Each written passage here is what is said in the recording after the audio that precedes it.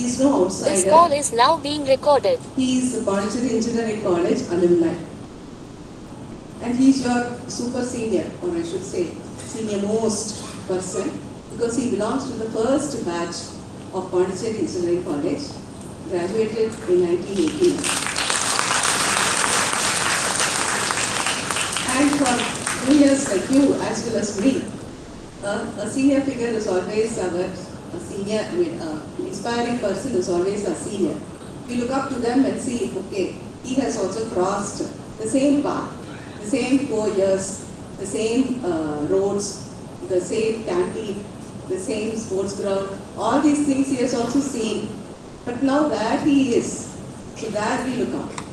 And the growth is so tremendous that it inspires us and it makes us think, okay, I can also be like him. So instead of bringing someone from some other college or someone who's a different person, but we have brought here today a person who is almost like you, who was almost like you, and he also did the same studies, but now he is in such a good position.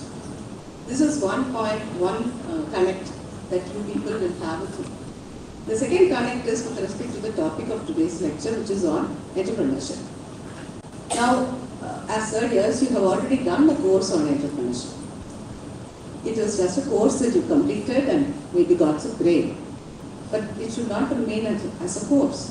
That is why this kind of career guidance talk are being arranged. Now, when I looked up, or when anyone knows, or when you ask, what is entrepreneurship? What would be your answer? It would be like starting a business.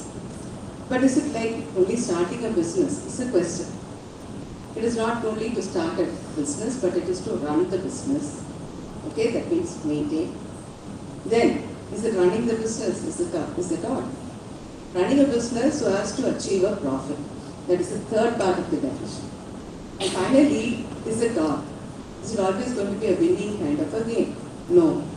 Admits so much of uncertainties.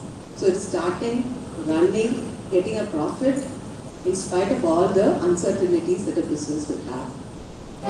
So generally, as students, except Mr. V. Satyanarayanan, all of us like to become employees. We like to work under a person. We only are people who don't want to take a risk. It is okay for us that we get a monthly income and we settle down.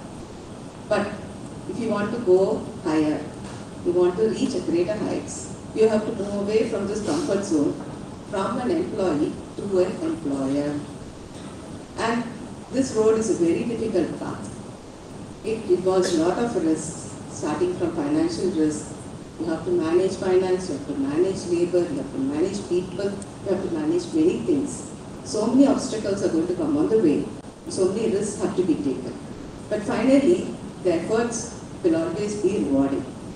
You become an employer and you start employing people.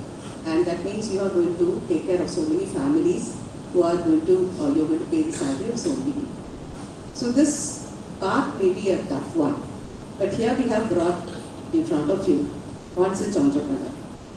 If you have read the invitation card which was circulated to all of you, you would have seen his profile as a founder of Yashmia Consulting Services and also co-founder for CTO Bridge Solutions. So he has been a founder and he has gone through several paths, so many difficulties and reached through. So this lecture today by him will be surely an inspiring one. So on behalf of Ptu-Ccgc-Le Technological University, on behalf of the students, faculty, everyone here, I warmly welcome you, sir, Mr. Satyanarayanan, back to Banyan Engineering College, back to Ptu-Ccgc-Le Technological University. And I hope that you will have a very good interaction with the students here. I warmly welcome you, sir. I would like to warmly welcome the deans and directors who are present here. Warmly welcome the head of the department. Warmly welcome the faculty. Warmly welcome the convener of CCGC. And I warmly welcome all of you, students who have come over here in spite of cancelling classes, not going home, but making a point to come to the auditorium to attend to this lecture. This itself is actually a very big tick mark for this particular program. I hope that all of you are motivated with this kind of lectures, these type of programs that we faculty are trying to do for you people so that you benefit out of it. So the success of a program is always when students attend the program. Only then we will have success as faculty. And success of the program is for you when you take home certain points from this lecture and maybe use it in your life in the future also. So all my best wishes to all of you. Hope you have a fruitful time here in this lecture. Thank you, Madam.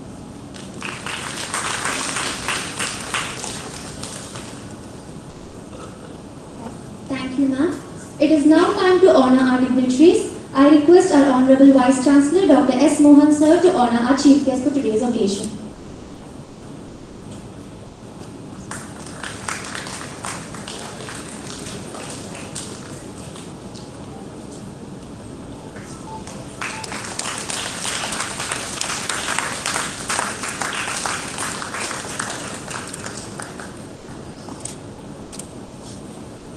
I request our Dean Students, Dr. Gnano Florence Sudha ma'am, to honor our Honorable Vice Chancellor.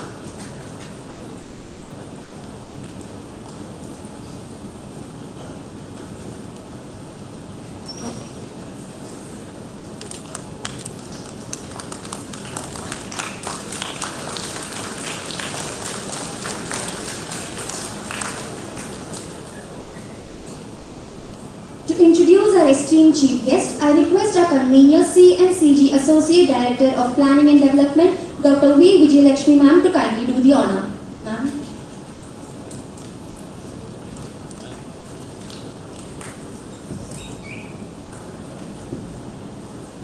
Good afternoon, one and all. Respected Honorable Vice Chancellor, Professor Dr. S. Mohan, respected Chief Guest of today's session, Mr. V. Satyanarayanan Sir, respected Dean Students, Professor Gnano Florence Sudha ma'am, Deans and Directors, Heads of the Department, Faculty members of the Counselling and Career Guidance Committee, staff, and my dear students. It is indeed a proud moment for me to introduce my senior, Mr. V. Satyanarayanan, founder of Yashmia Consulting and Technologies and co-founder of CTO Bridge Solutions.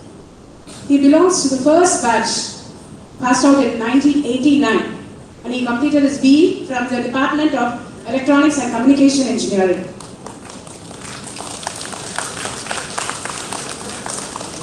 So, as an immediate junior to him, I remember him as a chess champion. He was an awesome chess player, and not only that, a very studious person. So for any guidance, so you remember during that time, we did not have Google. We had a very small library with just a few collections of books, 234. And along with them, we had a very wonderful senior set. Sir was here, Shanti Bhaskaran Madam is here from the IT department, Charlata ma'am is here. Many of our seniors were there to guide us. Every time we need to look upon them to help us out, because no internet, only to rely on the books and our seniors. So in that way, our senior was always there to help us out. We all belong to the first batch of Pondicherry University, second batch of Pondicherry Engineering College. Dr. Jayala sir is here, Murugan sir from Civil Engineering Department, Geeta ma'am from IT Department. Okay, so we all belong to the second batch of Pondicherry Engineering College. So I am very happy to introduce Mr. V. Satyanarayanan sir. One more important thing is that we didn't have much resources during that time, like you people have got now. There was only that big shed over there at the end corner. Okay, no administrative block, no EC department. I hope our senior will remember that. And labs, we used to run, no roads, proper roads. When we started running with our workshop dress, there were snakes accompanying us. It will run along with us to the labs, full of scorpions, insects, but still we strived hard to complete our degree. Okay? So this is how it was during that time. So Mr. V. Satyanarayanan sir, he also completed his postgraduate and diploma in business management from Institute of Management Technology, Ghaziabad, and he is the founder Yashmia Consulting and Technologies from October 2022. Yashmia focuses on technology services, product engineering, product development, digital engineering, data solution, enterprise applications, consulting services, software project and program management, and building tools and products. They are the technology partners in a number of arenas of data engineering, visualization, cloud services, product frameworks. They are also partners of their services in different regions, Australia, Europe, and Africa. He is also the co-founder of CTO Bridge Solutions from the year 2023. CTO Bridge Solutions is an integrated platform of technology professionals possessing immense experience across domain and technologies. They focus on providing technology expertise, CTO, CIO, and CISO on demand basis, either to interim or fractional, to small and medium enterprises, technology-based startups, IT organizations dealing with complex or large deals, VC evaluating investment in technology companies, and from 2022 to September 2022, he was actually establishing the foundational strength for Yashmia Consulting and Technologies. He has also got 13 years of experience in CSS Core.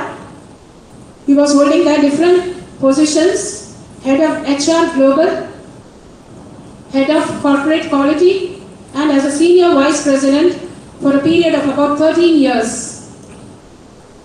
He has got about 34 years of experience in technology, enterprise, application, solving problems, and the skill sets include project management, management consulting, HR consulting, database development, software testing, information management, leadership development, executive coaching, and custom software development. To his credit, he has got a number of honors and awards. He has received the CSS Statesman Award issued by CSS Corp in the year 2016. He was also awarded the second time as CSS Statesman Award issued by CSS Corp in the year 2011. A Special Appreciation Award issued by Royal Court Affairs, Muscat, Sultanate of Oman in the year 2007 for the successful implementation of Fixed Asset Management System. An Outstanding Performance Award issued by CMC Limited in the year 1992. The Young Achiever Award issued by Pondicherry State Government in the year August 1987, associated with Pondicherry Engineering College. He was also the winner for All India Inter-University Chess Championship, which was issued by the Inter-University Sports November 1985. The Best Student of the Year, issued by Calway College in the year August 1985. He was school first in higher secondary examination. He was a national chess runner-up under 18, issued by the Chess Federation, All India Chess Federation in the year 1983. To his credit, he has delivered a number of lectures. Few of his topics include impact of AI in the future, you the engineer, you the nation builder, the leader that you will be, magic, magnitude analysis, goal insight conclusion, talks on project management, harnessing people power for project success, conflict management, thoughts on life and leadership, being positive and happy all the time, tapping the powers of the mind, powers of sound and silence. He has also delivered a number of lectures in various universities and organizations which include Manakala Vinayagar Institute of Technology, SRM, VIT Vellore, and similar lectures to go on. Okay, I think we can give him a great round of applause.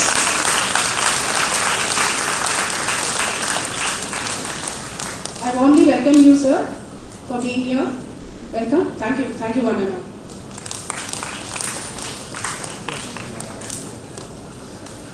Thank you, ma'am.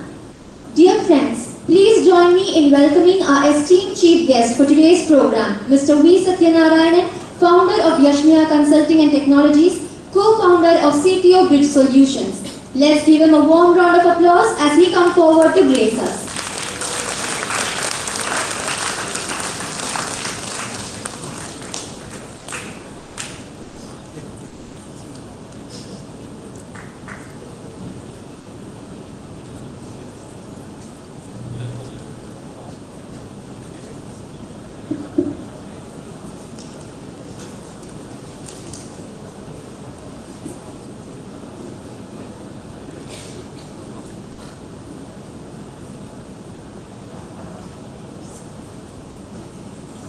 Respected Vice Chancellor, sir.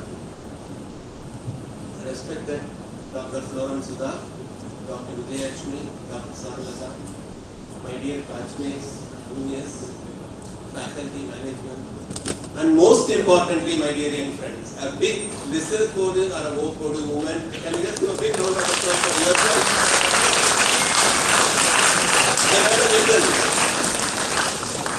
Let us keep having it again and again and again so that this late afternoon doesn't force us into a sleep mode. I don't ever put my computer on a hibernate or a sleep mode. I remain active. I want my audience to be active. A very good afternoon to you.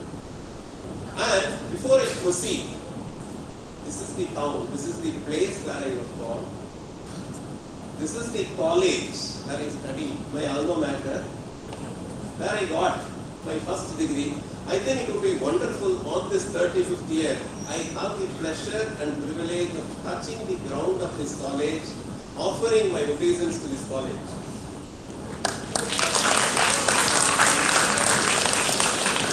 This is the place where the journey started 35 years ago.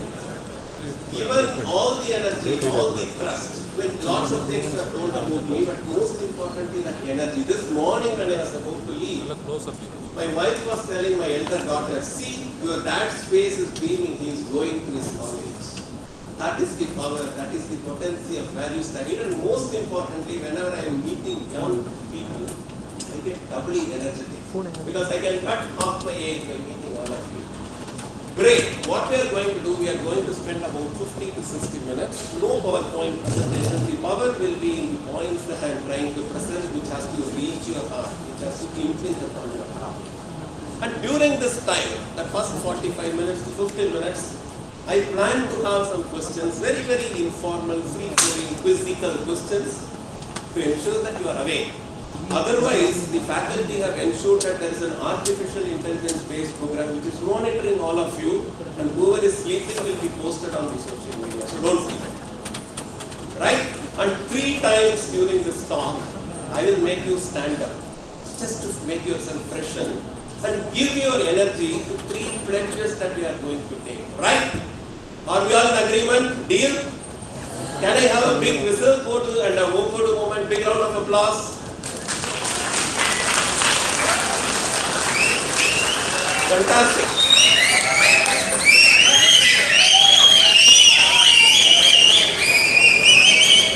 Now I have a challenge. Which whistle is the best whistle? I will announce at the end.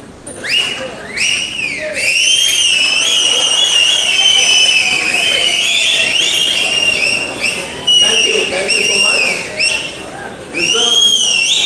Reserve more whistles during the talk also.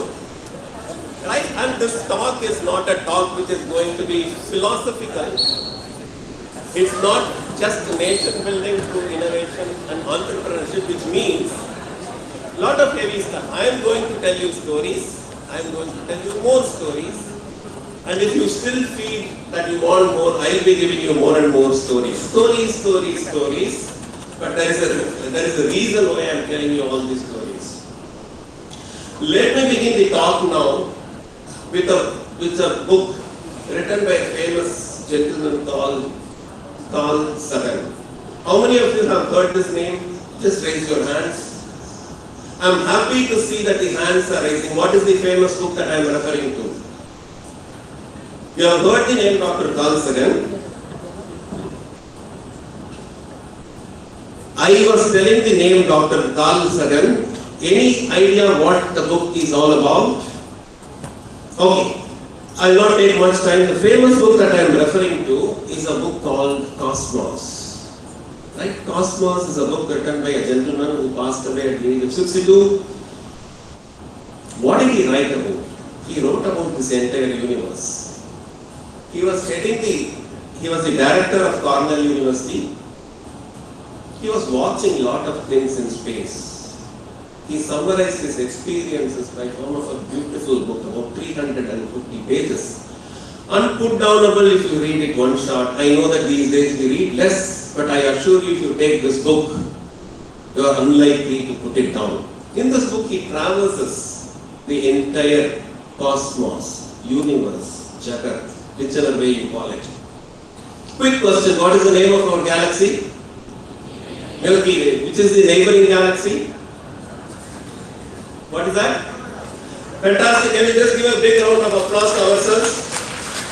So the habit here is whenever we get the right answer, we will cheer ourselves because we are knowing something, we are achieving something. Milky Way is the name of our vast galaxy. Andromeda is a neighboring galaxy which is several million light years away. Now, quick question. How many galaxies are in this universe? How many? How many galaxies are there in the cosmos? You can answer 1,000, 100, 10, many, million, billion. What is the answer? How many? Many is right. Can you just quantify it? We are all engineers, third year. Anyway, the quick answer is there are billions of galaxies in this universe which is scientifically proven. Dr. Carl Sagan talks about it. And one such galaxy is our galaxy, Milky Way. Now, not a political question. Who is Sun? I am talking about the one which gives light. What is Sun? It's a star. Very good, very good. Now, if Sun is a star, quick question, how many stars are there in the Milky Way?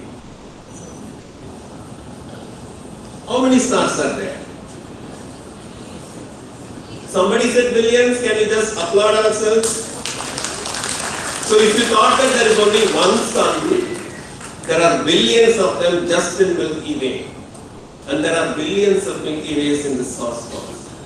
Now out of all these billions and billions we are talking about, there is one sun which is a star, a burning star, whose fuel is nuclear fusion and it would burn out in a few billion years, which gives light, which shines its bright sun rays, and it goes to 9 planets. One of that is Mother Earth. Somehow something happened somewhere. Mother Earth learned the art of life. The only planet took one of the billion, amongst all the billion stars in this, the only planet which learned the art of giving rise to life. And who says this? Dr. Carl Sagan says this. In his extensive experiments, he is unable to find scientific reason or evidence for this form of life in any of the galaxies, any of the stars, any of the planets. And there is only one, Mother Earth. Can we just applaud our Mother Earth for the forms, various forms of life that it has given rise to? Now, in this earth, India ranks number 7 in terms of the geographical landmass. Any guesses on the size of India? 3.2 million square kilometers, and we get the 7th rank. The 6th ranking country, Australia, is double our size. Siberia, which is just a cold desert, is 13-odd million square kilometers, 4 times the size of India. But do you know the population of Siberia? It is hardly the population of Chennai and Bangalore put together, something like 3 crore, 30 million. But this beautiful country of ours, Bharat Mata, the India, the nation that I am proud I am talking about, gives rise to life. It has the ability to sustain life. No other landmass, barring China, which is being overtaken by India, has the ability to give rise to life. If there is no life on this planet, if it is all Siberia, if it is all like Canada, if it is all like Sahara, then there is nothing there is nothing great. This is the only beautiful country with that small landmass of 3.2 million square kilometers, which has the ability to give rise to such an amount of life. If there is no life, this is also a dead icy planet like Mars or Venus. And this India, right, 1,000 years ago, was a very powerful country, scientifically, value-wise, spiritually, technologically. 1,000 years ago, people were reaching out here for trade and commerce. But then, due to an erosion in our own value system, we allowed a certain portion of the country to be porous. When I say porous, people were able to come in easily. They were unchecked. We were undefeated for a long time, but we were defeated again and again and again, to the extent that we lost about 1,000 years to foreign invasion. Not only we lost the freedom to live the way we wanted. I understand from some of the research and analysis the amount of wealth that exited this country just during the British rule from somewhere in 1800 to 1947 is $5 trillion. What a lot of money has gone out of this country. Now a quick question to you. If you have a beautiful mobile phone and if you lose it, what would you want? You want that phone, right? The phone kadakkanum. If you are having a bike and if it is stolen, what would you want? You just want your bike to be given back to you. If you have lost 1,000 years, what should you want? What should I want? What should Sir want? What should all of us want? If it is our mobile phone, we want that same mobile phone back. If it is our bike, we want that bike back. If it is anything that belongs to us, when we lose it, we desperately want it back. If we have lost 1,000 years, is it not our right? Is it not our dream? Should it not be our aspiration that we want 1,000 glorious years for this great nation? Should we not build this nation for 1,000 years? My dream is India 3080, not as a milestone. We should be a great nation for a millennia. One day, God willing, I plan to write a book on this called The Lost Millennia. We lost 1,000 years, we will gain it back. But am I just going to dream this? So I plan to meet 100,000 youth, youngsters, share this thought with people like you. Generation after generation, this thought has to go in our mind, our generation's mind, that we have been a great nation and we have every right to be a great nation for 1,000 years. But today, this nation is bouncing back from several low points that we have, at least in 1947, and then after 1947, we are roaring back. But yet, if India wins a few gold medals in Olympics, we are so happy. Should at least 20 to 30% of the gold medal, should it not belong to India? But we hardly get a few gold medals.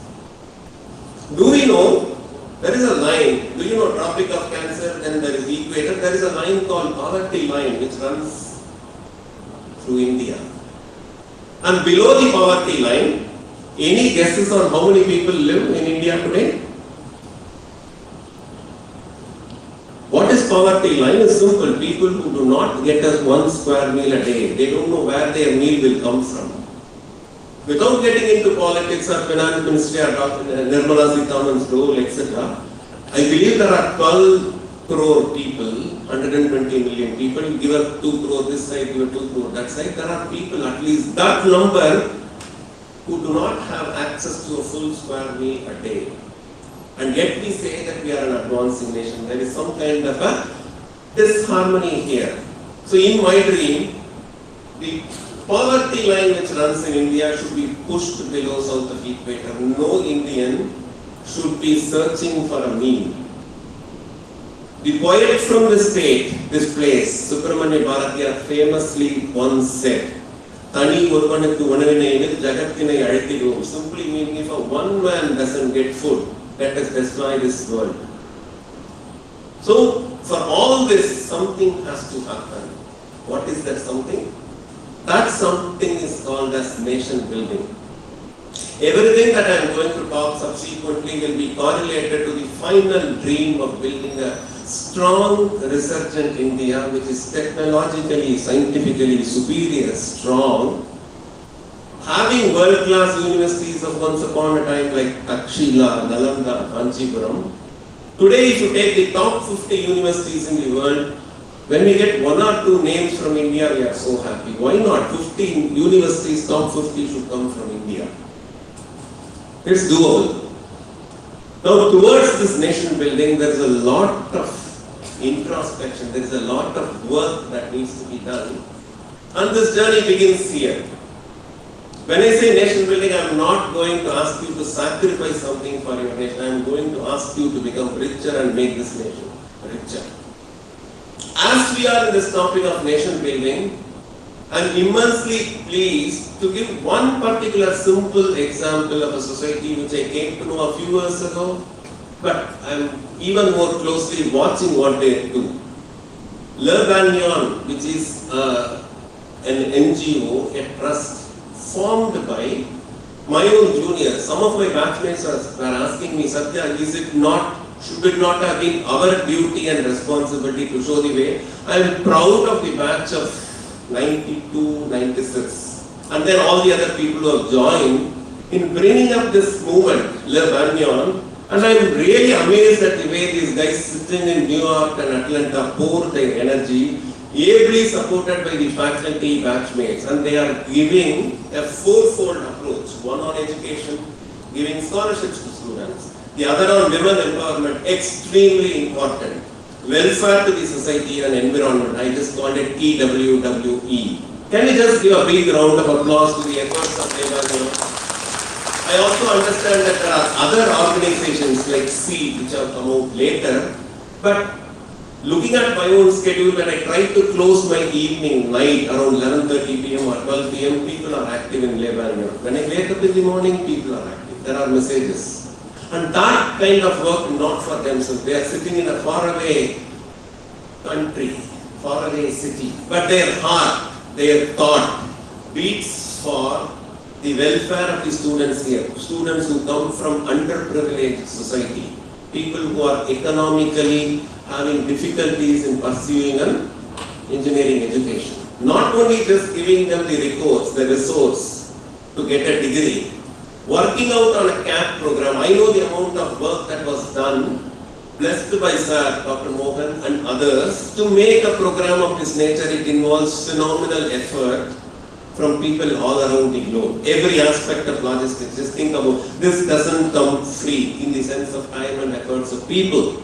Hundreds of person hours have gone into planning, plotting and executing this to make 300 of you get this message and making a few hundred outside receive this message through a Google Meet event. That is nation building. You could sit anywhere in one of the colleges which I was talking, somebody asked the question, is it right on our part to go abroad? Why not? I lived abroad for 16 years. When my turn came, when my heart was beating even more for India, I gave up a very luxurious job at the age of 40, came back to India. It is something like you are driving on a bypass, no traffic. I jumped into the city traffic, which is coming back to India. Never for a moment I had that kind of, oh my God, I have come back to India, what will I do now? Every moment I was happy. And today, some 13, 14 years later, it has given me the opportunity to accomplish quite a few things. It has given me the avenue to do many more things towards this nation. Right? Now, at this point of time, it's a small break. All of you need to stand up. All of you need to stand up and take one pledge with me. And remember one thing, this is when a Rohit Sharma hits a sixer or whoever, Hardik Pandya hits a sixer, hey, that kind of a sound comes. I want that kind of a josh pumping in the air. Are we ready? Are we ready? Okay. I will repeat the phrase, you will repeat it after me. I will say it once, we will do it 3 times. We love India. We will make it stronger. The hands need to go up. We love India. We will make it stronger. We love India. We will make it stronger. Have you seen now that any places of sleep are gone by a wake-up moment? This is called awakening. And remember a photograph of this and a video has been taken. I know any hand that has risen to sleep here in India. Big round of applause for India. Remember, everything that you do henceforth has a purpose. To make yourself stronger and in that process make the nation. Let me move on to the second part of the story telling, which is about innovation.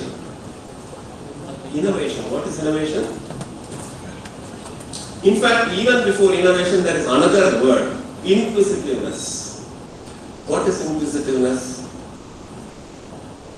What is inquisitiveness? Somebody can translate it for me in another English word. What is being inquisitive? I am hearing some faint answers. What is inquisitive? Pardon? To be curious. Fantastic. Big round of applause. That's what I was doing. And when that's good, whistle for it. And whenever people are turned curious, they have created immense problem for students. Let me warn you, few hundred years back, somewhere in England, this is a myth, this is a story, and this is reality. I don't know. One story goes that there was a boy sitting somewhere in an orchard, and something fell upon him near him. That created an immense problem for the entire humanity afterwards. Who is the boy? Pardon? Sir Isaac Newton? What was the fruit falling on him? A good apple is a phone, that's why you all know it. I don't know. Somewhere I read in his biography that this is more mythological or not exactly a historical event. I don't care.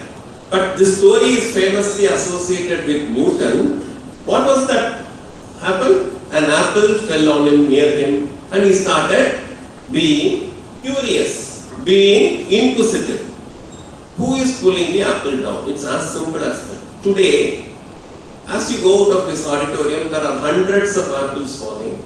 There are hundreds of things that are happening, plants that are growing, insects that are fluttering. There are so many things that happen around us all the time.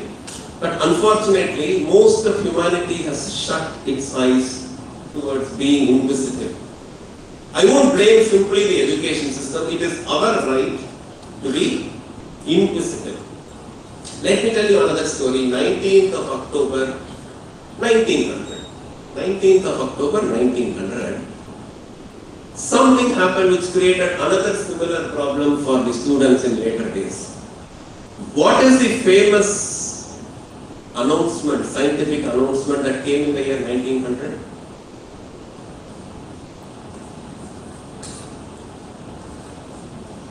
What is that famous equation? Pardon? Theory of relativity came later, but based on this. 1905 is back. 1900. Have you heard this name Max Dash? What's that? Max Planck. Big round of applause. This this gentleman, Max Planck, was a theoretical physicist. What was he doing? He used to sit in some corner somewhere and used to think about physics. There are two types of physicists. One who thinks and the other one who does and proves it, experimental physicists. Now Max Planck had done some work along with his friend compatriot Wien, and they came out with one equation which was supposed to carry or capture the way the black bodies were radiating. Now, he has made a proposition. On that fateful day, it came to be known that the experimental results were not matching with his findings. In those days, people were not fighting with each other. The people who did the experiments are his friends. They let him know that they are going to give the experimental evidences which was going to make his proposition questionable, dubious. And a theoretical physicist losing on the experimental front is a big loss of face. You can't recover from that. So what did Max Planck do? He could not Google. He couldn't use internet. He couldn't do any of that. He simply did what the humans are equipped with. He started thinking. When he walked into the hall, I am not narrating the story as if I was watching that. I read this in a book. So I understand it's an authentic book written by a scientific author. Then he came out to an alternate to the earlier Planckian equation which came to be later famously known as, and later on abused by me, you, all of us, because we have to study quantum physics. Max Planck's equation turned science neck 360 degrees, one complete turn. The beauty of science, I would request you, I would urge you to go back to Europe during the years 1900 to 1940, even though it was fraught with two world wars. World War I between 1914 and 18 and the subsequent one, the Second World War between 1939 and 45. People after people, scientists came who were all Nobel laureates. Their brain was always brimming with questions, being inquisitive. Most famous names: Einstein, Heisenberg, Schrödinger, Niels Bohr, and each one was trying to attack others' theory and make it more and more stronger. I have never seen anywhere in humankind, in the most modern history, that feeling of inquisitiveness which threw away all the existing science in one moment, paved the way for quantum mechanics, quantum physics, quantum whatever. Today people talk of quantum computing. But go back to the time when people did not have probably even a library. They thought, they out-thought others. That is the spirit of inquisitiveness which leads to innovation. I will give you two examples, both from Europe. Does it mean that the Europeans are only inquisitive? I will tell you another story, and I will also tell you something from our own nation. Several hundred years ago, this could probably be a mythology, but I don't care about whether it is mythological or historical. I am more worried about the content. One gentleman was doing a poem, offering something to the fire. And a young boy, his son, was watching what his dad was doing. Even those days, youngsters were watching what their dads were doing. His dad was offering fairly useless things to people in the sacrificial home. All cows whose life was almost gone, no milk can be extracted from its udder. Those were the useless things. See, if I call somebody and give them a torn 500 rupee note, it's a waste of time. Instead, if I give them 100 rupee note, it is lot more worthier. So this young boy got inquisitive. What is my dad trying to do? Why is he doing this which is not useful? He kept on thinking, he was curious, inquisitive. So he went to his dad and asked him, to whom are you going to give me? Dad was busy, didn't answer. Boy being boy asked the second time. No answer. Third time the boy grabs his dad's attention and asks him, to whom are you going to give me? The father was infuriated. Somebody who is doing a poem should not get infuriated. He said, I am going to give you to death. And any such word which is made in a home kind of a place, made the boy go to the place of death. He waits there for 3 days and 3 nights. The Lord of Death had gone out on an urgent duty somewhere. When he comes back, he feels sorry that he has made him wait for 3 days and 3 nights, and he gives him 3 wounds. The boy is extremely shrewd. In one wound, he combines 2. When I am led back by you, led back means given back to the world, my father should receive me happily. 2 in 1. You are going to give me back, and my dad should receive me. Second question he asks, and third he asks a particular metaphysical question: what happens after death? The conversation between this boy and the so-called Lord of Death is a phenomenal study in metaphysics, which is a different subject. This whole thing comes in something called as Kathopanishad, which is part of the Yajurveda. Now, let me leave aside all the metaphysics and philosophical stuff. This young boy was tempted by the Lord of Death. I will give you this, I will give you that, I will try to, like today, whenever a child asks something, we will say, go and play with the TV, go and play with the iPhone, go and play with iPad. We try to distract them, ensuring that they remain distracted. But this boy was determined. He said, sir, you know the answer. If I am not getting this answer from you, and if you are going to give me only things that will get destroyed over a period of time, there is no use. Give me what I want. That is the way the boy was demanding answer. Not getting tempted by material comforts. And this boy's name is Nachiketas. So Indians have been inquisitive. There is a famous verse from Gambar, who is a poet in this Tamil region, who says, Anu ondru thulaithathu polum. That means, it is as if an atom struck a mountain and broke it. Somebody thought of nuclear fusion far ago. Maybe they did not have the wave equations of Schrödinger, but they knew something. That thinking was always there. Today it is important to get that thinking back in anything that we do. Generally, I have lived in this IT industry for 30 to 35 years. Even though our IT industry has grown manifold, generally there is a considered feeling that we are order takers. Somebody will tell us what to do and then we will do it. Is it so? I don't think so. We are capable of being inquisitive, being innovative all the time. Resist anything that is a blind dogma. For example, if 4 years ago, if I wanted to come to this college and give a talk to you like this, sir would not have been able to allow me to come inside the college because it was COVID time. During the time of pandemic, I have to wear a mask, I have to put some certificate, I have to take a road permit. All these laws were transient and needed at that point in time because there was a dreaded pandemic going on. But 4 years later, I walk into my college happily, jolly, no need to wear a mask. There are times where certain things are done, there are times when those things are not needed. The act of being inquisitiveness gets rid of superstitions and brings the right thinking. Another quick story. A very rich agricultural family had one problem. They were storing a lot of rice grains and rats started coming in. Whenever there is a rat problem, one easy way to deal with it is what is that? Cat. So they got a cat and that cat went on a very happy hunting mood. It consumed all the rats. They were peaceful. So there was only one small problem with this cat. Whenever they were doing their annual puja, keeping milk and all, this cat was jumping here and there. Like this mouse, no?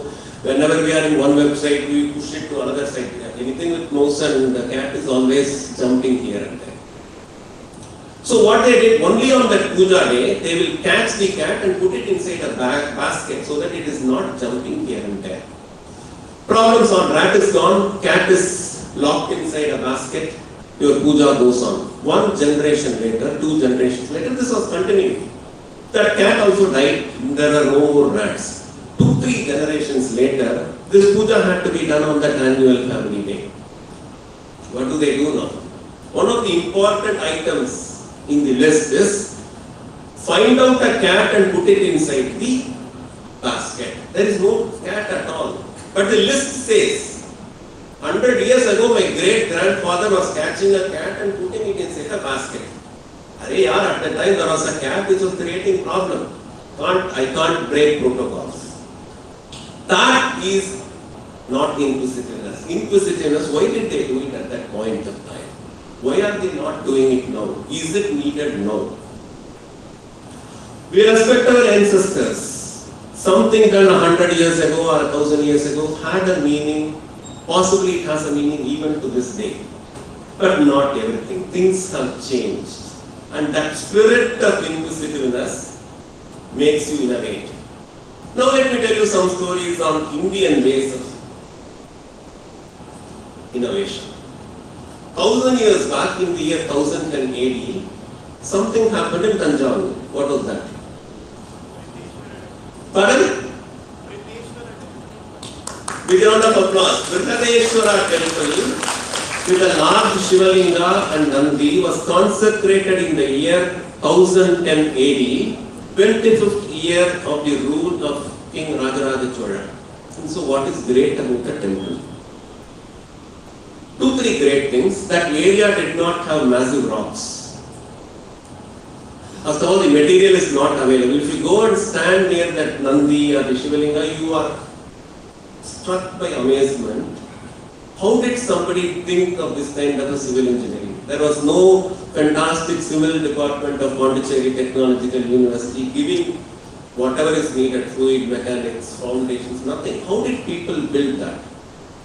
People have been inquisitive, people have been innovative. Something today, you buy a flat somewhere and 5 years later it starts cracking. Somebody lays a road in 2 months, there is a crack. But a temple built 1014 years ago, I had the chance of going to it some few weeks back. It is amazement. Okay, King Rajaraja Chola did this. What did his son Rajendra do?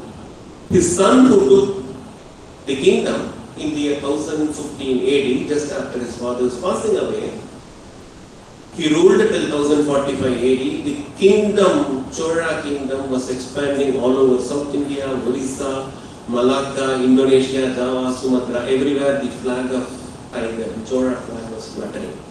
He had built a naval fleet. It is a proud moment that Indian Naval Services has named one of the fleet as INS Rajendra. No other king, no other emperor has got a fleet named by him.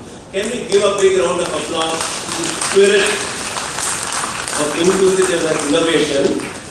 Building temples, running a naval army, starting from Nagapattinam. Why the hell Nagapattinam? Why not Mahabalipuram? Why not Kanyakumari? Apparently, the current, the water current that flows from Nagapattinam gives you that initial propulsion for a large naval army to swim through Bay of Bengal, cut through Bay of Bengal to reach the Far Eastern countries. There is a thinking behind that. Cut to 2015. I am going to correlate another concept exactly with this. In 2015, India did something marvelous in space research. What was that? Pardon? 2015 AD, India joined a select band of countries in space research. What was that? Big round of applause for the answer. That is also given by Akshay Kumar, right? Mangalyaan. And what is so great about Mangalyaan? First of all, the mission was successful, and second, we were not silly enough to splash billions of dollars like NASA. I am saying that we were able to achieve it much more cost effectively. In a nation where there are a lot of poor people, there is always a question, why should we burn our money in satellites, not knowing the importance of technology and what it is going to offer you? People will always crib about that. One important thing that the scientists of ISRO, our salutations and applauds to them, what they did is they exploited an effect called as Oberth effect. Later on you can Google and figure out what does Oberth effect means. Oberth effect is that intricate set of tactical maneuvers effectively leveraged in interstellar, interplanetary movements. You ensure that it is launched from the right place at the right time. You save energy. You don't need to put that much of fuel into your rocket. The bigger fuel that you are spending, it means that the rocket has to become bulkier.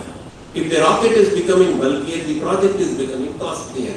The project is becoming costlier, government of India may not approve the budget. you have a constraint in budget.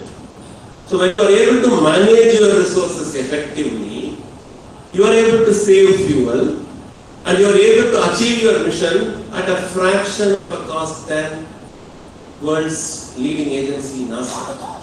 That is the spirit of inquisitiveness. Let us give a big round of applause for all that ISRO has been doing. It is like people like you who have gone there. In fact, even from one of our batchmates went to ISRO as his first job, all over. 2009 AD. There is a gentleman called Nandan Nilekani. How many of you have heard his name? Who was he? Aadhar. Big round of applause. The question was, who is Nandan Nilekani? The right answer is he did Aadhar card. But just when he was about to do that, he was the CEO, number one person in one of the largest IT companies in India, Infosys. He was in a powerful position. Dr. Manmohan Singh, the then Prime Minister of India, invited him with the rank of a cabinet minister to give one Aadhar card to every Indian. What is there in an Aadhar card? Look at it, it's a normal card with one photo, some biometric detail. It looks trivial, right? But why should the Prime Minister of the nation call the biggest successful CEO of a multinational IT company to print an Aadhar card? Think about the security. Think about the way in which we authenticate ourselves in banks, income tax, and so many places. The current government is even taking it to the last mile connectivity to ensure that people who are rightly eligible are getting the right things. If that is not innovation, then what is innovation? Moving to the third thing. Again, I go back to the story of COVID. The last known pandemic in this earth was in the year 1914. Do you know the name of the pandemic? Before COVID, there was a pandemic. Pandemic is a globally spreading disease. Any guesses on what that dreaded disease name was? Spanish influenza, big round of applause, which infected roughly 500 million people of the earth and killed 50 million of them. It took 5 years to create a vaccine for that. Vaccine is not an easy job. You don't just put some 2-3 chemicals like we do an experiment in the chemistry laboratory. Put 2-3 biomolecular stuff, heat them for half an hour, put them in a freezer, you get a vaccine. It is a multi-year intensive research to ensure that the right medicine is brought out. The COVID vaccine has a spike protein. How do you neutralize it? The amount of analysis that has to go on with that, with artificial intelligence and other things, right? And many companies came with many vaccines. And when India started moving in the direction of Covaxin and Covishield, I'm sure all of us took one or more of this. People are making a joke. At this rate, India is going to take 10 years to vaccinate its entire population. 200 crores of vaccine. 100 crores first and another 100 crores. I heard even in some of my office, senior management folks were thinking this way. But I believed in India as always. Within a year and a half, it is a proud moment for every Indian that we got ourselves vaccinated. That means 200 crore jabs were given successfully. And we did this Vaccine My 3 program of giving vaccine to other nations which were in demand. Today, if that kind of a vaccination was not done, it is more likely that we would have lost a lot of our own friends, relatives. We lost a lot of people. I'm sure everybody lost somebody whom they knew very well, who was close to their heart. And that is innovation happening in real time. Before I conclude this module on innovation, let me take a moment to tell you about the story of Rajiv Gupta. Who is Rajiv Gupta?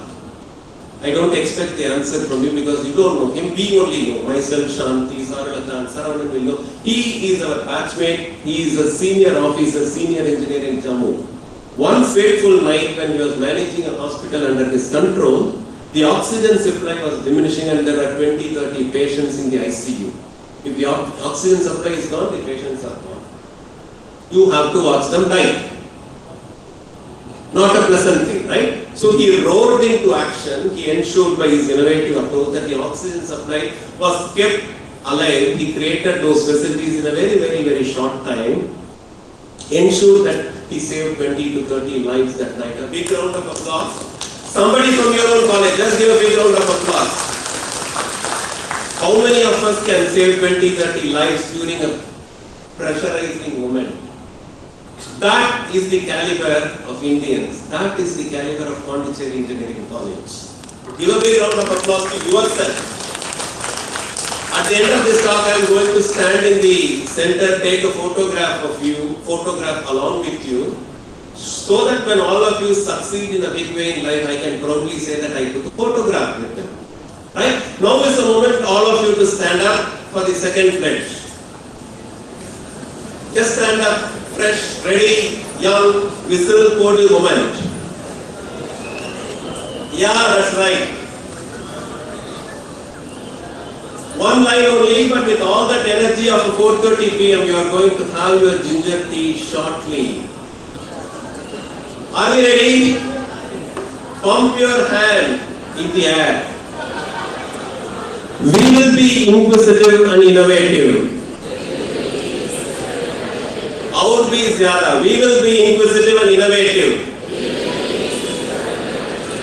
We will be inquisitive and innovative. Relax, sit back. Last part of the journey. So all of you are squared about the nation building, India, building back the glory for 1,000 years, science, research, Newton, Hamilton, all those tons, Sachin Tendulkar's course are done, everything is done.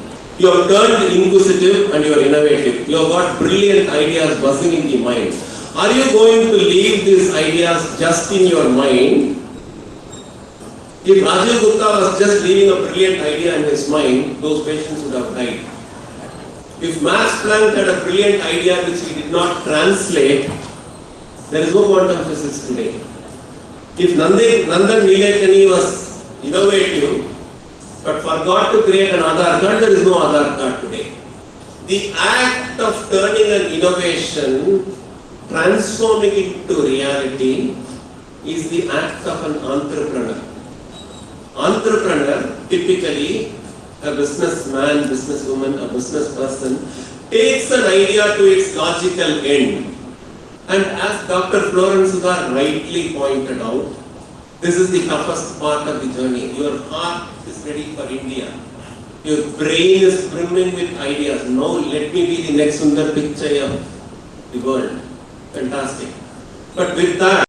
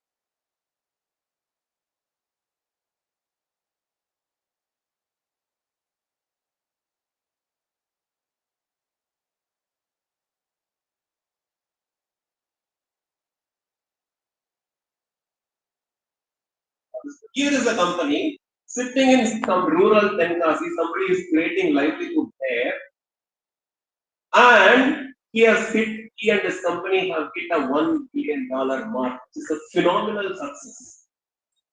And where does it happen? It happens right in front. Is there a Kovai Padamudir Nilayam by any chance in Puducherry? Fantastic. In Chennai also we have Kovai Padamudir Nilayam.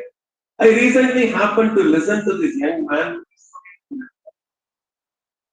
and I was surprised. Normally, when you go to a vegetable shop and start buying fruits and vegetables, there is no big deal. What is innovation and what? You have to put lady's finger in one basket, then girl in another. Have a gaining gram. Now somebody will give you a QR code, GPay, matter over, put a fridge on it. What is the innovation that can be done in selling vegetables? But here is a man who came and told us in a meeting of the Indus entrepreneurs, there is a phenomenal thing that goes into the art and fruits. Right time to sell right fruits and vegetables. During Pongal, if somebody walks into your vegetable shop on Kirana, whatever day you want, if you don't have that, they will not come to your shop. If it is Ganesh Chaturthi, each festival has a speciality.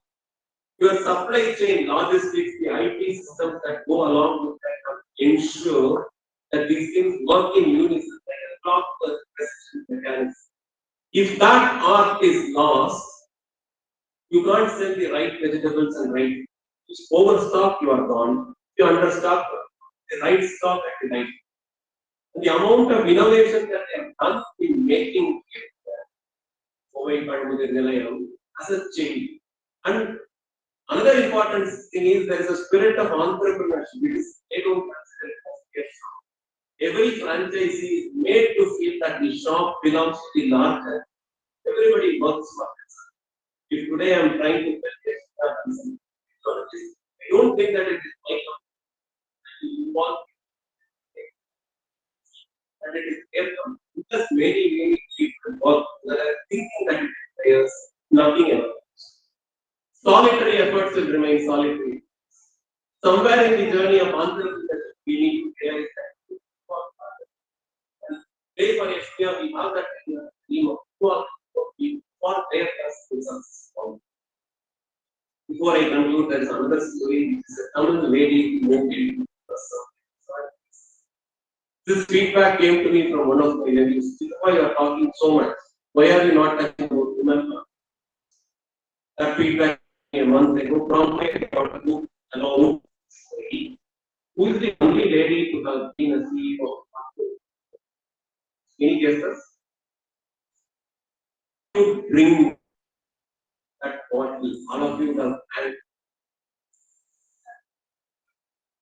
But that Indra Nui, big round of applause. I'm just reading her book and I'm going to good place. As you read this book of Indra Nui, my life is, I'm amazed to see she has the same problem as everybody else, especially for a woman. This particular story caught my attention in the year 2006 years after joining PEC. She was made president. She comes back home, overjoyed to share that news with her family. Her mother welcomes her and tells her to go and get milk.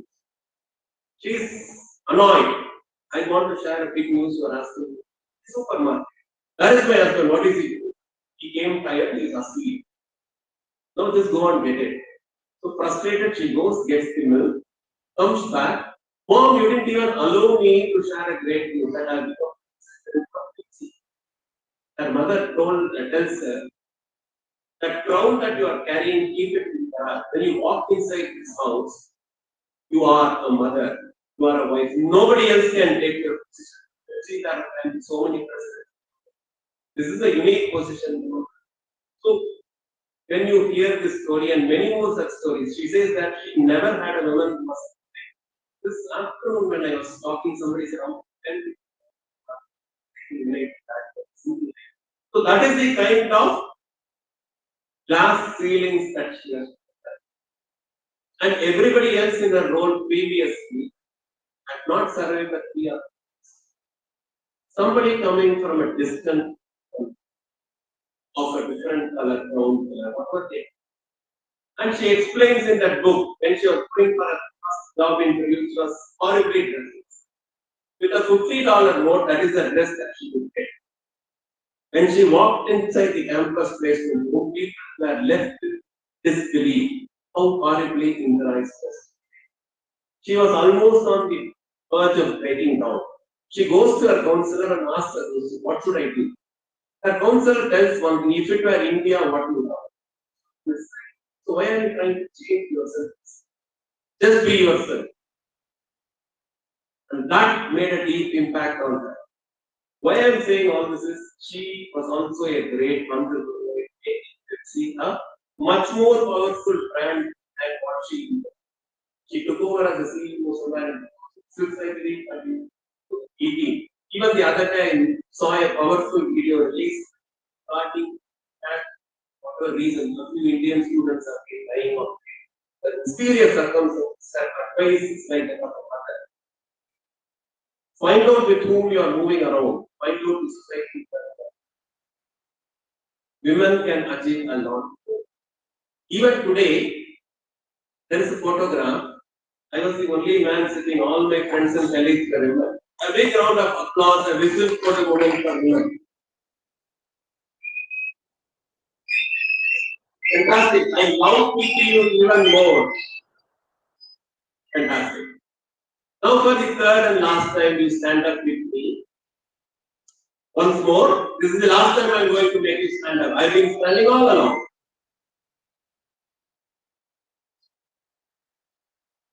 The course that you are going to take is about your willingness, your ability to box.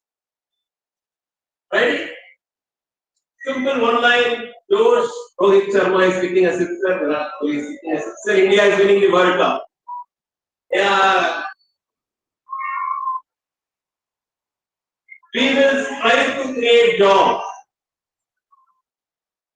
We will strive to create jobs. How we will strive to create jobs. Have you seen one story? 1989, the last year, when we were going out of the college, 4 papers in the 8th semester. One paper was on industrial management and economics. One of our professor lecturers was asking us what each one of you is going to do. I answered, I am going to become an entrepreneur. And for some reason, something prompted him. If you want to become an entrepreneur, sell soap. I was irritated with him, like you are all getting now. I started arguing with him, and that argument went for almost 40 minutes. This entire session that day was washed up between the argument that I had. Why the hell you want me to do this? He had his reasons. But the point that I am trying to make is in 1989, I took the first campus offer in this college. Walked into CMC as a trainee. For the next 33 years, I was working in different corporate companies. I was working CMC, then CSS.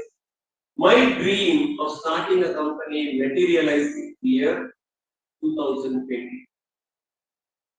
But when somebody asked me, is it not the age for retirement? I said, no. If somebody can become a prime minister and serve the nation, that's all. If Ashok Soota can incorporate a company when he is in late 70s and make it go public, then very young. And I will ensure that. It took 33 years for me to realize my dream of starting a company. The idea of this is a world-class company. The idea of this company is to give jobs. Tomorrow, if I make you stand up and say you will strive to create jobs, should I not have created at least 100 jobs for me to have a moral right to take it? So that is the secret behind Yashmia. Thanks a lot. It was a wonderful moment speaking to all of you. Listen.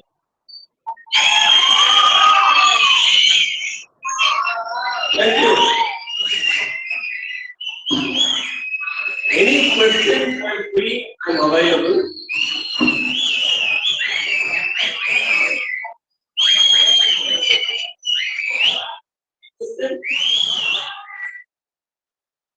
Just let us go out. That is the feeling, right? And create India's problem. Thank you.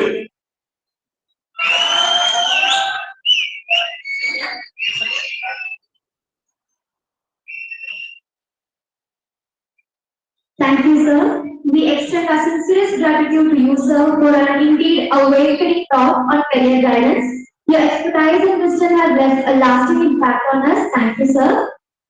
I now request Dr. Counselling, Director of Planning and Development, to give a brief about Banyan de PEC.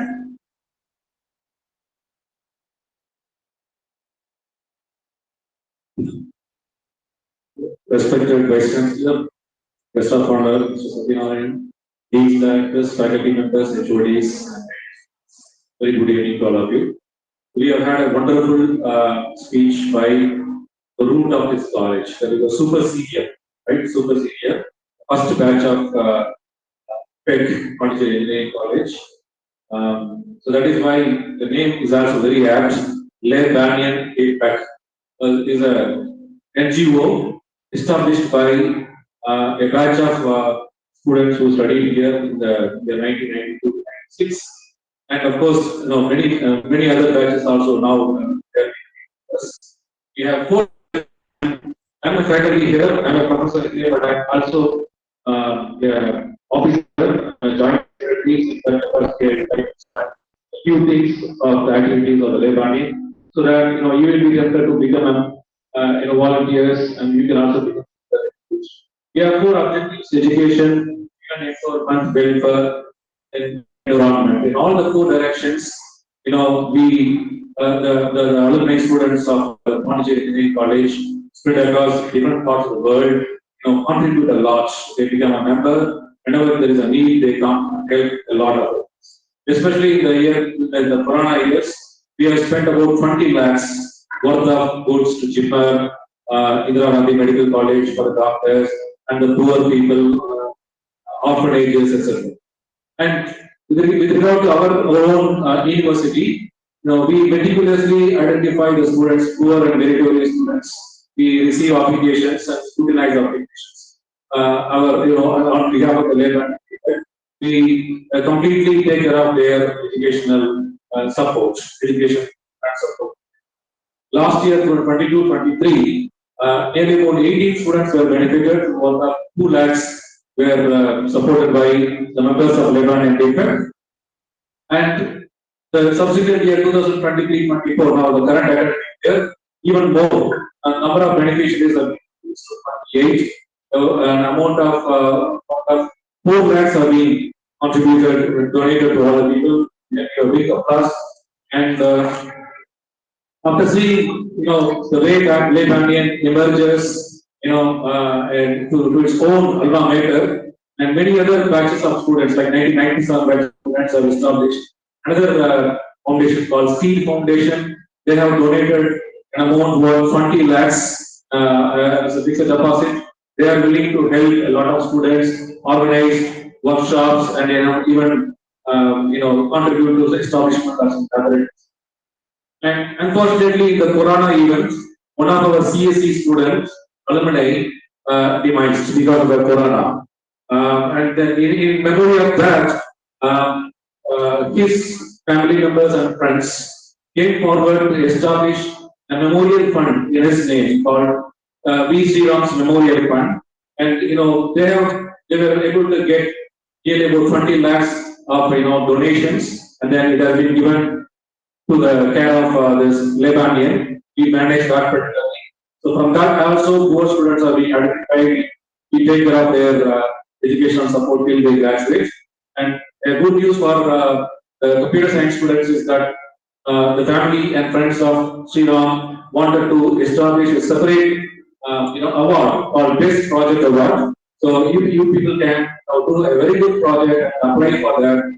We are ready to give you 10,000 rupees cash prize with the certificate. So the many so we are the Banyan de PEC is actually as our chief guest Satyanarayanan has told, they meticulously work. They discuss a lot even during the night, day and night, and meticulously and take the projects and then handle it. The career awareness program, capital is one such program. Many such. So we give a big applause to the Banyan de PEC. Thank you for this resource.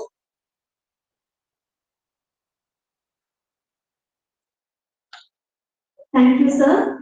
It's my distinct privilege to invite the Vice Chancellor of Puducherry Technological University, Dr. S. Mohan, to the podium to deliver the presidential address.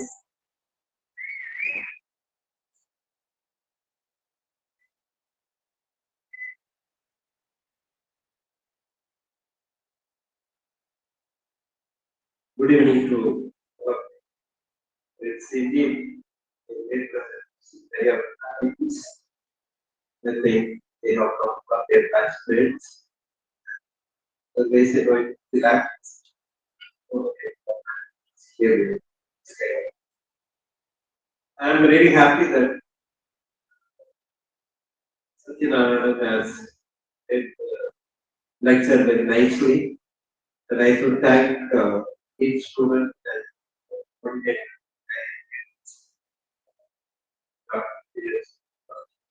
such a wonderful event.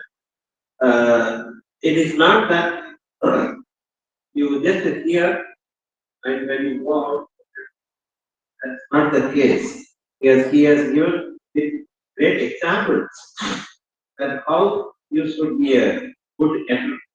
May not be all, at least even 10% of them have become a good entrepreneur. I think our university will be more happier. And I wanted that 10 of them out of the 100 should become entrepreneurs and give job and what they are.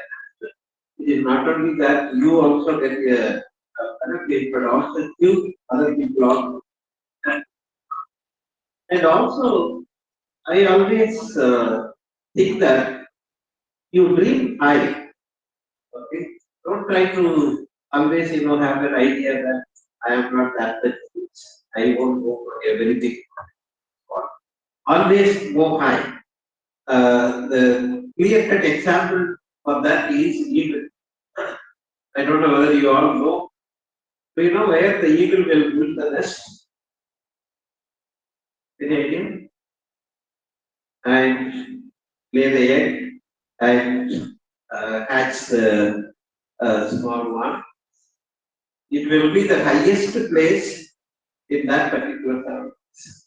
Okay, maybe a big hill, and also on the hill, the last tree which is higher, in that should have. The main reason is the thing when it comes out, or a small bird out of the egg, after some time, this mother bird will take, and if he cannot fly that high, automatically fall down, it will die out. So it will create such a situation that at the beginning itself, it always on the right. So no other bird can go up to that level. So if you have your dream to be high, then automatically you can achieve that of a high number. Don't always have a smaller thing. Yet look at for some 10 crore project or looking for project. Other than I want. But there are if you have a good idea, the banks are there, and there are many people who are willing to invest on. Even the industries would like to invest on you. So that's very important. And at the same time, I would like to say one point which is very important. Innovation, entrepreneurship. And before that, you should have some invention. Okay? The invention is science. The science people have to come with some new kind of the invention, which is not there. Whereas innovation is existing ideas or existing knowledge, you try to bring a product out of that. That is what is called innovation. The classical example or the first example of innovation, normally what we say is, there was no, in the road, there is no light or there is no blinking light that there. But one time, one of the scientists was going, and on the far light, there was something which is blinking.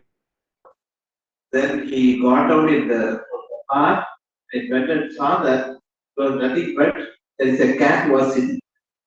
Okay, the cat eyes were when it is going and it is giving a very good reflection. So immediately he started that whatever the reflector you are seeing on the road, these were all inventions. The reflection is already there. The science is already there. But how to create that particular kind of a thing, that particular road with a smaller light, maximum reflection, that is what I did. The classical example of innovation. And the third one, innovation, why we are not in our thing, innovation is nothing but engineering. Engineering is from the science, you try to come out with a product which is useful for society. Please put the word for society. That is very important. Anything that you are coming out with an engineering should be useful for the society. The third one, entrepreneurship, is nothing but technology. Technology is production, more production. The same innovative ideas, you try to produce as many as possible so that more number of people will be getting benefited. Like you just look at COVID journey. What are they doing now?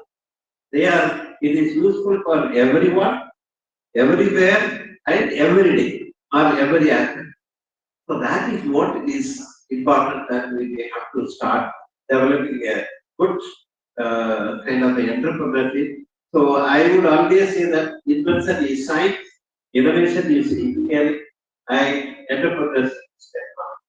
So this you remember, and this also not only told in our engineering side, even in the old Vedas or in Sanskrit, it is very clearly written that what is your Shruti? Shruti is your science, the basic seven Shruti. Then engineering it is Smrti. Smrti is you try to promote, that means based on the ragas, uh, kind of song. And the last one is you create the shape for the own kind of karma. Karma is technology. So it is not only that we are talking about, even our Vedas are talking about all those. So think over and be a good technologist. That's why we are now from engineering to technology we have got. So you should be more on not only studying and come out with a product, but take the product more number so that more number of people will get benefit and asset. So, and also our education now has changed quite a lot. When we were all studying, it was only knowledge, nothing more than that. Maybe some experimentation. Now it is not. It is cognitive domain, affective domain, and also psychomotor domain. You should also develop skill.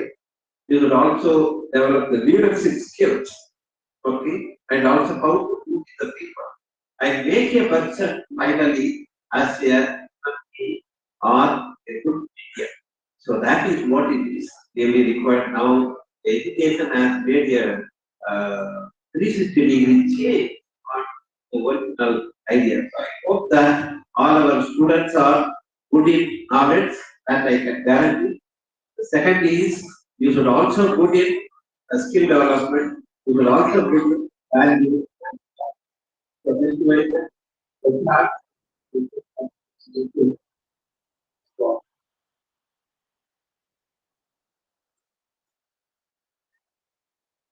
Nobody need to hurry, the buses will be waiting for you. Thank you, sir. Thank you for your unwavering commitment to excellence and for your continuous support. I next call upon our Associate Dean student, Dr. K. Charulata to propose the vote of thanks.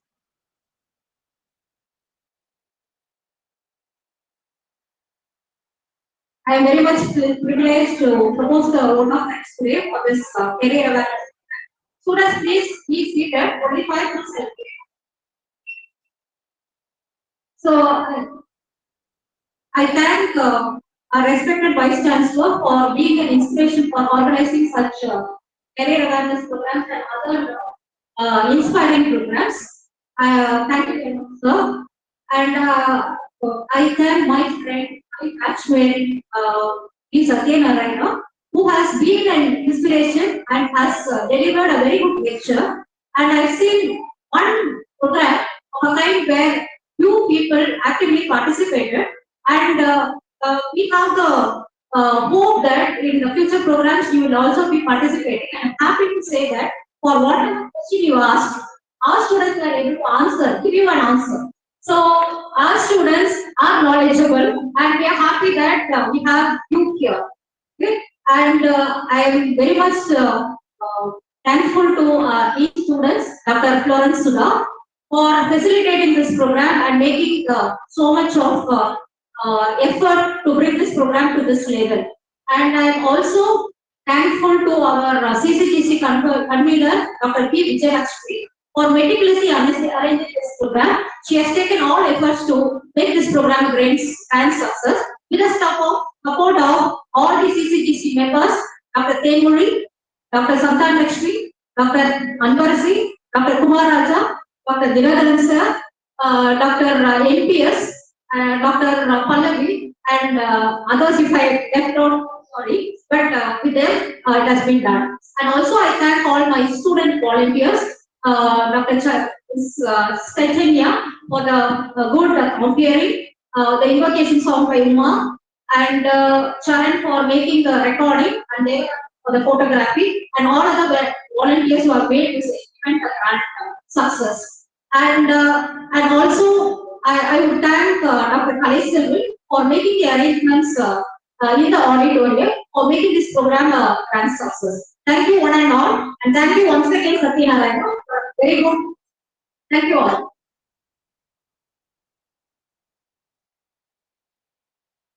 I request the great Banyan volunteers to stay back to have an interactive session with the chief guest.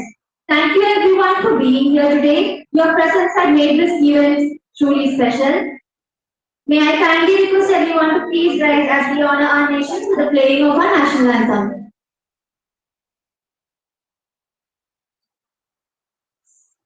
Please stand by for the national anthem, please.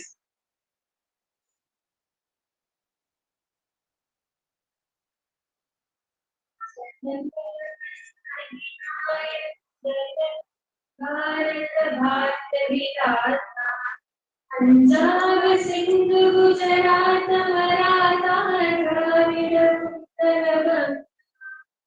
Vindhya Himachal Yamuna Ganga उच्चल जलधि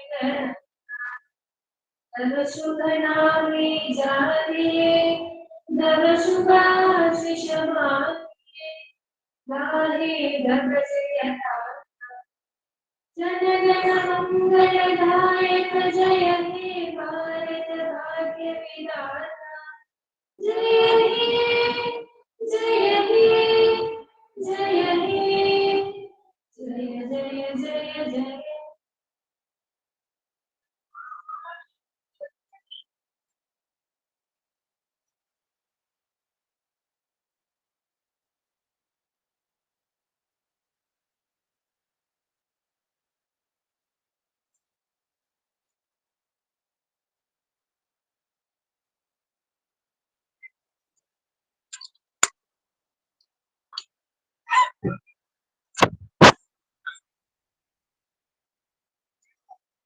ஆமாம்.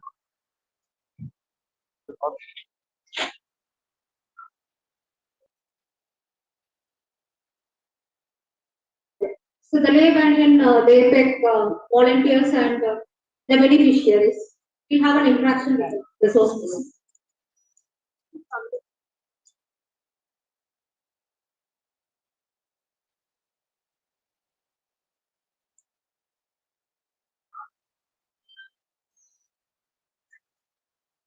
Okay.